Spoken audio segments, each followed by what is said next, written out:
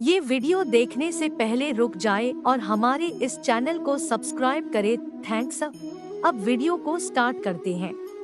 महाभारत प्राचीन भारत के दो प्रमुख संस्कृत में से एक है। महाभारत भारत का एक प्रमुख काव्य ग्रंथ है जो स्मृति के इतिहास वर्ग में आता है। इसे भारत भी कहा जाता है। यह काव्य ग्रंथ भारत का अनुपम धार्मिक, पौराणिक, ऐतिहासिक और दार्शनिक ग्रंथ है। विश्व का सबसे लंबा यह साहित्यिक ग्रंथ और महाकाव्य हिंदू धर्म के मुख्यतम ग्रंथों में से एक है। इस ग्रंथ को हिंदू धर्म में पंचम वेद माना जाता है। यद्यपि इसे साहित्य की सबसे अनुपम कृतियों में से एक माना जाता है, किंतु आज भी यह ग्रंथ प्रत्येक भारतीय के लिए एक अनुकरणीय स्रोत है। यह कृति प्राचीन भारत के इतिहास की एक गाथा है। इसी में हिंदू धर्म का पवित्रतम ग्रंथ भगवद्गीता सन्निहित है।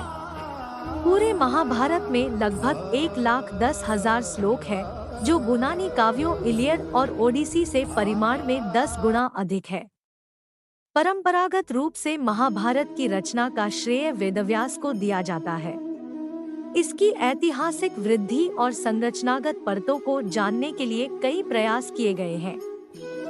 महाभारत के ध्रुव को शायद 3री शताब्दी ईसा पूर्व और 3री शताब्दी के बीच संकलित किया गया था, जिसमें सबसे पुराने संरक्षित भाग 400 ईसा पूर्व से अधिक पुराने नहीं थे। 4071 महाकाव्य से संबंधित मूल घटनाएं संभवतः 9वीं और 8वीं शताब्दी ईसा पूर्व के बीच की है। पाठ संभवत प्रारंभिक गुप्त राजवंश द्वारा अपने अंतिम रूप में पहुंच गया।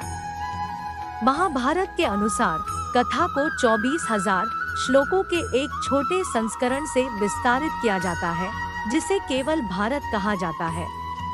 हिंदू मान्यताओं, पौराणिक संदर्भों एवं स्वयं महाभारत के अनुसार इस काव्य का रचनाकार वेदव्यास जी को माना जाता है।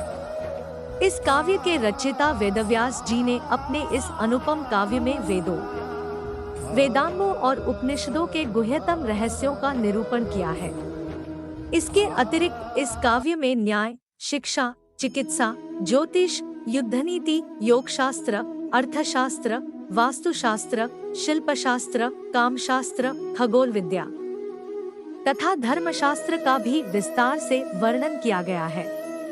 मूल काव्य रचना इतिहास मुख्य लेखा महाभारत का रचना सूति द्वारा महाभारत ऋषि मुनियों को सुनाना। महर्षि वेदव्यास को महाभारत पूरा रचने में 3 वर्ष लग गए थे। इसका कारण यह हो सकता है कि उस समय लेखन लिपि कला का इतना विकास नहीं हुआ था जितना कि आज दिखाई देता है। उस काल में ऋषियों द्वारा वैदिक ग्रंथों को पीढ़ी दर पीढ़ी परंपरागत मौखिक रूप से याद करके सुरक्षित रखा जाता था। उस समय संस्कृत ऋषियों की भाषा थी और ब्राह्मी आम बोलचाल की भाषा हुआ करती थी। इस प्रकार ऋषियों द्वारा संपूर्ण वैदिक साहित्य मौखिक रूप से याद कर पीढ़ी दर पीढ़ी सहस्त्रों वर्षों तक याद रखा गया। फिर धीरे धीरे जब समय के प्रभाव से वैदिक युग के पतन के साथ ही ऋषियों की वैदिक साहित्यों को याद रखने की शैली लुप्त हो गई, तब से वैदिक साहित्य को पांडुलिपियों पर लिखकर सुरक्षित रखने का प्रचलन हो गया। यह सर्वमान्य है कि महाभारत का आधुनिक रूप कई अवस्थाओं से गुजर कर बना है। 14 विद्वानों द्वारा इसकी रचना की 4 प्रारंभिक अवस्थाएं पहचानी गई है। ये अवस्थाएं संभावित रचना काल में है। प्रारंभिक अवस्थाएं 1200-600 ईसा पूर्व सूत जी और ऋषिमुनियों की इस वार्ता के रूप में कही गई। महाभारत का लेखन कला के विकसित होने पर सर्वप्रथम ब्राह्मी या संस्कृत में हस्तलिखित पांडुलिपियों के रूप में लिपिबद्ध किया जाना। ऐतिहासिक एवं भाषाई प्रमाण 2000 ईसा पूर्व महाभारत में गुप्त और मौर्य कालीन राजाओं तथा जैन 1000 से 700 ईसा पूर्व और औध धर्म 700 से 200 ईसा पूर्व का भी वर्णन नहीं आता। साथ ही शतपथ आहार 1100 ईसा पूर्व एवं छांदोग्य उपनिषद 1000 ईसा पूर्व में भी महाभारत के पात्रों का वर्णन मिलता है। अतएव यह निश्चित तौर पर 1000 ईसा पूर्व से पहले रची गई होगी। 600 से 400 ईसा पूर्व पाणिनि द्वारा रचित अष्टाध्यायी 500 से 400 ईसा पूर्व में महाभारत और भारत दोनों का उल्लेख है तथा इसके साथ साथ श्री कृष्ण एवं अर्जुन का भी संदर्भ आता है। अतः महाभारत और भारत पाणिनि के काल के बहुत पहले से ही अस्तित्व में रहे थे। प्रथम शताब्दी यूनान के पहली शताब्दी के राजदूत डियो कराइसोस्टम यह बताते हैं कि दक्षिण भारतीयों के पास 1,00,000 श्लोकों का एक ग्रंथ है, जिससे यह पता चलता है कि महाभारत पहली शताब्दी में भी 1,00,000 लोगों का था।